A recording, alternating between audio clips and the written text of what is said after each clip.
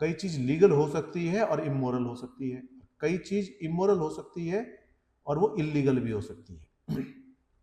जैसे उदाहरण के लिए कि यदि हम साधारण बात करें तो किसी भी शादीशुदा औरत के साथ संबंध बनाना या शादीशुदा पुरुष के साथ संबंध बनाना, तो ये क्या है, कानून की नजरों में अपराध नहीं है। It is not illegal in the eyes of law, but in terms of morality it is.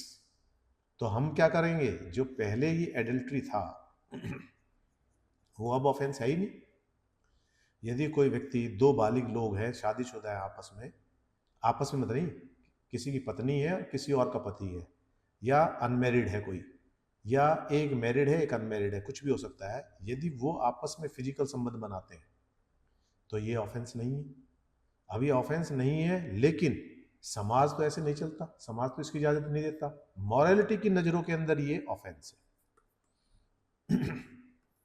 यदि हम नैतिकता की बात करें तो उसमें ये अपराध है। अब इसका असर कहां पड़ता है, क्योंकि शादी का जो रिश्ता है उसका आधार क्या है, उसका आधार विश्वास है, ट्रस्ट है, एक दूसरे के ऊपर भरोसा है।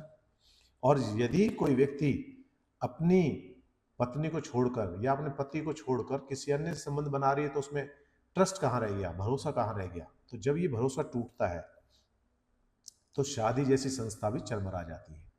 तो यहां पर आपको कानून एक प्रावधान दे रहा है, किसके अंदर, डिवोर्स में, कि यदि ऐसा कुछ हो जाता है तो आप उसको अपराधी के तौर पे तो आप नहीं उसको रिकॉग्नाइज करा सकते, लेकिन आपको ये पूरी लिबर्टी है, आप उसके साथ रहे या ना रहे, this can be A ground for divorce. आप उससे डिवोर्स ले सकते हैं, आप उससे तलाक ले सकते हैं। तो कुछ कानून जो है यहाँ, डिवोर्स जो है हिंदू मैरिज एक्ट के अंदर जो डिवोर्स है, ये मॉरलिटी को तवज्जो दे रहा है, उस मॉरलिटी को। लेकिन क्रिमिनल लॉ के अंदर, बीएनएस के अंदर इसकी कोई अहमियत नहीं है। पिछली बार जो आईपीसी था हमारा, उस आईपीसी में इसको खत्म ही कर दिया गया था, एडल्ट्री को। अब ये क्यों खत्म किया गया, इसके भी अपने कारण हैं, उसके डिटेल्स में हम अलग वीडियो में जाएंगे, लेकिन यहाँ इतना समझ लो